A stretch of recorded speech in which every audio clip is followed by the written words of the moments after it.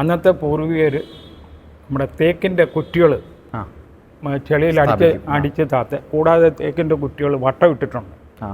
കൂടാതെ പിന്നെ ചിരട്ട കമത്തി വെക്കും. അത് ഒരു ചിരട്ടയൊന്നുമല്ല, പല കനങ്ങളിൽ ചിരട്ട കമത്തി വെച്ചിട്ടാണ്. അതിൻ്റെ പുറത്താണ് ഈ ഇത് ചെങ്കല്ലാണ്, ഈ കംപ്ലീറ്റ് പണികൾ ചെങ്കല്ല് പണികളാണ്. അന്ന് ആധുനിക സജ്ജീകരണങ്ങളൊന്നും തന്നെ ഇല്ല.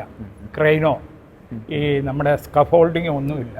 എല്ലാം കൈപ്പണിയാലും തേക്കും കഴയും കവുങ്ങും ഒക്കെ കെട്ടിയാണ് ഇത്രയും ബ്രഹ്മാണ്ഡമായി ഈ ദേവാലയം പണിയെടുപ്പിച്ചത്. പിന്നെ ട്രാൻസ്പോർട്ടിങ്ങിന് വന്ന് സൗകര്യങ്ങളൊന്നുമില്ല. എല്ലാം വഞ്ചിയിലും വള്ളത്തിൽ കൊണ്ടുവന്നാണ് ഇറക്കിക്കൊണ്ടിരുന്നത്. പിന്നെ അന്നൊരു ഗുണം ലേബേഴ്സിന് ഒത്തിരി കിട്ടുമായിരുന്നു, തൊഴിലാളികളെ അങ്ങനെ ഒരു. പിന്നെ ഇതെല്ലാം കുമ്മായക്കെട്ടാണ്, സിമെൻറ്റ് ഉപയോഗിച്ചിട്ടില്ല. സിമെൻറ്റിൻ്റെ പണിയൊക്കെ ഞങ്ങൾ രണ്ടാമത് റീപ്ലാസ്റ്ററിങ് പാലപ്പഴക്കം വന്നപ്പോൾ ചെയ്തിട്ടുള്ളതേ ഉള്ളൂ. മറ്റേ ഇതിൻ്റെ കെട്ടുകളെല്ലാം തന്നെ കുമ്മായമാണ്. അപ്പോൾ ആ കുമ്മായം വെറുതെ കെട്ടുകയല്ല, മാസങ്ങൾക്ക് മുമ്പേ കുമ്മായം ഇടിച്ചു കൂട്ടിയിടാൻ കുമ്മായത്തൊട്ടി എന്നൊക്കെ പറഞ്ഞിവിടെ ഉണ്ടായിരുന്നു. ഇപ്പോൾ അതൊന്നും ഇല്ല.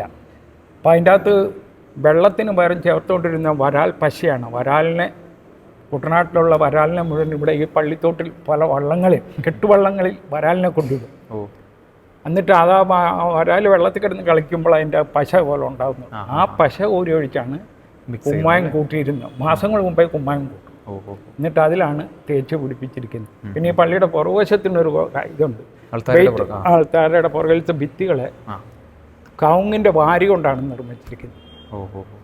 കവുങ്ങിൻ്റെ വാരി നിർമ്മിച്ചിട്ട് പുറത്തുനിന്ന് പ്ലാസ്റ്റർ ചെയ്തിരിക്കുന്ന ഈ സാധനം ഉപയോഗിച്ചിട്ടാണ്. ഈ കുമ്മായവും വരാൽ പശ ഉപയോഗിച്ചിട്ടുള്ള പേസ്റ്റ് കൊണ്ടാണ് തേച്ചിരിക്കുന്നത്, കനം കുറയാൻ വേണ്ടിയിട്ട്. അവിടെ പണ്ടൊരു തോട് പോലെ ഉണ്ടായിരുന്നു. അപ്പോൾ അന്നൊരു സംശയം ഉള്ളതുകൊണ്ട് പിന്നെ ഇതിന് എൻ്റെ ചെറുപ്പത്തിൽ 4 നടക്കല്ലുണ്ടായിരുന്നു. എൻ്റെ പിതാവൊക്കെ പറഞ്ഞിട്ടുള്ളത് 8 നടക്കല്ലുണ്ടായിരുന്നു. അവർക്ക് പള്ളിക്കാൻ കാണാനൊക്കത്തില്ല. അവരെ ജനലിൽ ഇങ്ങനെ തൂങ്ങിക്കിടന്നാണ് കണ്ടുകൊണ്ടിരുന്നത്. അതെല്ലാം എൻ്റെ മുന്നിൽ തന്നെ 4 താങ്ങുന്നുള്ളത് എനിക്കറിയാം. കാര്യം ഇതിൻ്റെ മിറ്റം ഞങ്ങൾ തന്നെ പല പ്രാവശ്യം പൊക്കിയിട്ടുണ്ട്.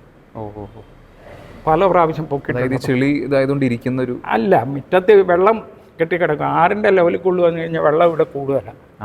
അപ്പം ഞങ്ങളതിന് വേണ്ടിയിട്ട് പൊക്കി, പല പ്രാവശ്യം പൊക്കി. കൂടാതെ ഇപ്പോൾ ഇൻ്റർലോക്ക് കൂടെ ചെയ്തപ്പം പിന്നെയും ഒരു പൊക്കം വന്നു. അപ്പോൾ ഈ സ്റ്റെപ്പുകളെല്ലാം തന്നെ താഴ്പോയി. ഇപ്പോൾ വേണ്ട ഒരു സ്റ്റെപ്പൊക്കെ ഉള്ളൂ.